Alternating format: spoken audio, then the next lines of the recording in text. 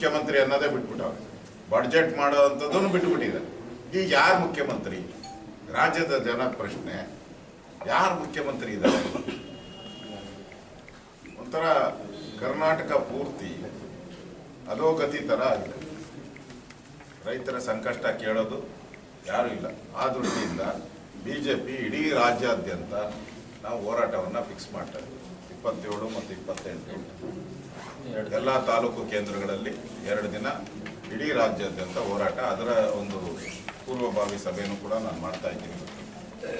ಅದೇ ರೀತಿ 1 ಮತ್ತು 2ನೇ ತಾರೀಕು ಜಿಲ್ಲಾ ಕೇಂದ್ರಗಳಲ್ಲಿ ಹೋರಾಟಗಳನ್ನು ನಾವು ಮಾಡ್ತಾ ಇದ್ದೀವಿ. ರೈತರ ಕಷ್ಟಕ್ಕೆ ಸ್ಪಂದನೆ ಮಾಡ್ತಿರಕ್ಕಂಥ ರಾಜ್ಯ ಸರ್ಕಾರ ತೊಲಗೋಗ್ಲಿ ಅನ್ನೋ ದೃಷ್ಟಿ ಇಲ್ಲ. ಕೇಂದ್ರದ ನಾಯಕರು ಖರ್ಗೆ ಇದೆ, ನಾನು ಹೇಳ್ತಾ ಇರೋದು ಮರಿ ಖರ್ಗೆ ಅಲ್ಲ, ದೊಡ್ಡ ಖರ್ಗೆ, ಅವರನ್ನ ಡಿಕ್ಲೇರ್ ಮಾಡಿ ಹೋಗ್ಬೋದಾಯ್ತು. ಕಾಂಗ್ರೆಸ್ ಪಾರ್ಟಿ ಅಧ್ಯಕ್ಷರು ಎಲ್ಲ ಕಡೆ ಏನಿದೆ, ಕಾಂಗ್ರೆಸ್ ಪಾರ್ಟಿ ಅಧ್ಯಕ್ಷರು ಅಂದ್ರೆ ಸುಪ್ರೀಂ ಅವರೇ. ಅವ್ರು ಹೇಳ್ತಾರೆ ನನಗೇನು ಗೊತ್ತಿಲ್ಲ, ನನಗೇನು ಸಂಬಂಧ ಇಲ್ಲ, ನಾನು ಕೇಳಬೇಡ್ರಿ. ಪ್ರೆಸ್ ಮೀಟಲ್ಲಿ ಹೇಳಿರೋದು, ನಾನು ಕೇಳಬೇಡ್ರಿ, ನೀವು ಯಾಕೆ ಮಾಧ್ಯಮದವ್ರು ಇಲ್ಲಿ ಬಂದು ಸುಮ್ಮನೆ ಸಮಯ ಹಾಳು ಮಾಡ್ಕೊಂತ ಇದ್ದೀರಾ?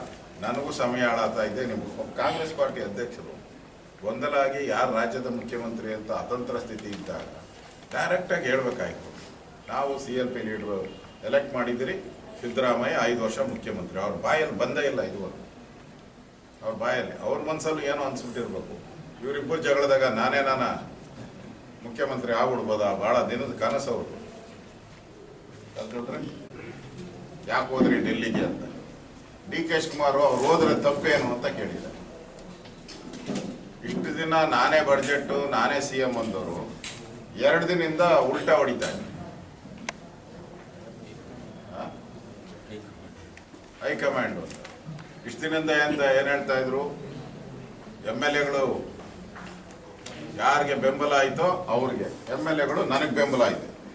ಅವರು CLP ಲೀಡರ್ ಎಲೆಕ್ಟೆಡ್ CLP ನನಗಿದೆ. DK ಶಿವಕುಮಾರ್ ಇಂದ ಯಾರಿದ್ದಾರ್ರೀ ಅಂತ. DK ಶಿವಕುಮಾರ್ ಇಂದ MLAಗಳಿಲ್ಲ. ನಾನು ಹೇಳ್ತಾರೆ ಸಿದ್ದರಾಮಯ್ಯ ಹೇಳಿದ್ದು.